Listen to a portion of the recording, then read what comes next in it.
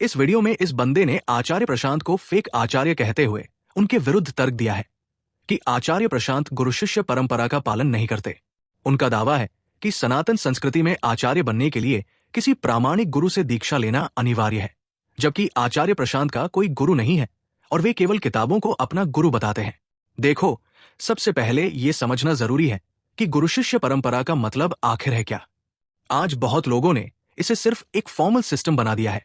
मतलब अगर किसी ने किसी मठ से दीक्षा ले ली, किसी बाबा के चरण छू लिए, कोई सर्टिफिकेट मिल गया तो वो प्रामाणिक हो गया। लेकिन सनातन परंपरा इतनी सुपरफिशियल कभी नहीं रही। उपनिषदों को देखो, वहां असली महत्व सत्य का है, न कि किसी ऑर्गेनाइजेशन की मेंबरशिप का। गुरु का अर्थ था जो अज्ञान हटाए। अब अगर कोई इंसान किताबों, चिंतन, आत्मनिरीक्षण और तर्क के माध्यम से सत्य की खोज कर रहा है, तो क्या वो सिर्फ इसलिए इनवैलिड हो जाएगा क्योंकि उसके पास किसी अखाड़े का स्टैंप नहीं है? और सबसे इंटरेस्टिंग बात यह है कि जो लोग परंपरा की बात करते हैं वही अक्सर परंपरा की आत्मा भूल जाते हैं।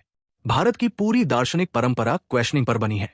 बुद्ध ने सवाल किए, कबीर ने सवाल किए, नानक ने सवाल किए। यहां तक कि उपनिषदों में शिष्य गुरु से तीखे प्रश्न पूछता है। कहीं नहीं लिखा कि सिर्फ लिनिएज होने से सत्य मिल जाएगा।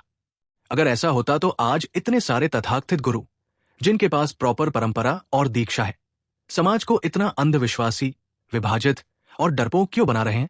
अब लोग कहते हैं कि आचार्य प्रशांत का कोई गुरु नहीं है, वो किताबों को गुरु मानते हैं। लेकिन ये बात भी आधी अधूरी है। भारतीय परंपरा में शास्त्र खुद गुरु माने गए हैं। आदि शंकराचार्य बार बार उपनिषद, गीता और ब्रह्मसूत्र की ओर लौटते हैं।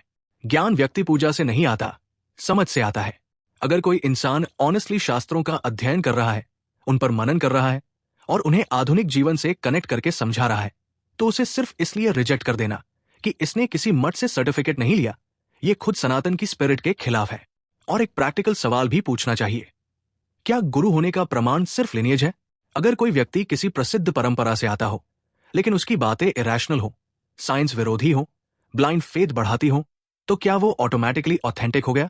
और दूसरी तरफ अगर कोई इंसान लोगों को क्वेश्चनिंग, सेल्फ अवेयरनेस, रिस्पॉन्सिबिलिटी और सत्य की खोज की ओर ले जा रहा हो, तो क्या वो सिर्फ इसलिए फेक हो गया क्योंकि उसका कोई ट्रेडिशनल गुरु पब्लिकली दिखाई नहीं देता? फिर तो हम सब्सटेंस छोड़कर सिर्फ ब्रांडिंग को महत्व दे रहे हैं। असल में यहां इशू गुरु शिष्य परंपरा का कम और अथॉरिटी का ज्यादा है। बहुत लोगों को प्रॉब्लम यह है कि आचार्य प्रशांत ट्रेडिशनल धार्मिक बिजनेस मॉडल में फिट नहीं बैठते। वो चमत्कार नहीं बेचते, अंधभक्ति नहीं बेचते, रिचुअलिज्म नहीं बेचते। वो लगातार कहते हैं कि मुझे मत मानो, खुद देखो। और यही बात एस्टैब्लिश्ड धार्मिक स्ट्रक्चर्स को अनकंफर्टेबल करती है, क्योंकि जो इंसान खुद सोचना शुरू कर देगा वो डर और डिपेंडेंसी पर चलने वाले सिस्टम से बाहर निकलने लगेगा। और मजेदार बात यह है कि भारतीय दर्शन में अंतिम गुरु हमेशा सत्य को माना गया है, व्यक्ति को नहीं। व्यक्ति सिर्फ माध्यम हो सकता है। इसलिए अगर कोई किताबों, जीवन के अनुभव और आत्मचिंतन से सीखता है तो उसमें इनहेरेंटली कुछ गलत नहीं है। आखिर बुद्ध के बाद बौद्ध धर्म में कितनी शाखाएं बनी, कितनी इंटरप्रिटेशंस आई? क्या सबकी लेजिटिमेसी सिर्फ लिनिएज से तय होगी या उनके इनसाइट से? इसका मतलब ये नहीं कि हर सेल्फ प्रोक्लेम्ड गुरु सही है। क्रिटिसिज्म जरूरी है, क्वेश्चंस जरूरी है, लेकिन क्रिटिसिज्म का लेवल भी इंटेलेक्चुअल होना चाहिए।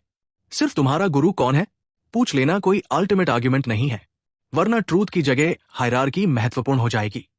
और इतिहास गवाह है कि हायरार्की ने अक्सर रिलीजन को जीवित कम और जड़ ज्यादा बनाया है। इसलिए आचार्य प्रशांत को अग्री करो या डिसअग्री, लेकिन उनकी वैलिडिटी का फैसला सिर्फ इस आधार पर करना कि उनकी फॉर्मल गुरु लिनिएज नहीं है, ये बहुत वीक आर्ग्यूमेंट है। असली सवाल ये होना चाहिए कि उनकी बातें इंसान को ज्यादा जागरूक, तार्किक, ईमानदार और स्वतंत्र बना रही है या नहीं। क्योंकि सनातन की असली परंपरा हमेशा सत्य की खोज रही है, सिर्फ परंपरा को मैकेनिकली रिपीट करना नहीं। धन्यवाद।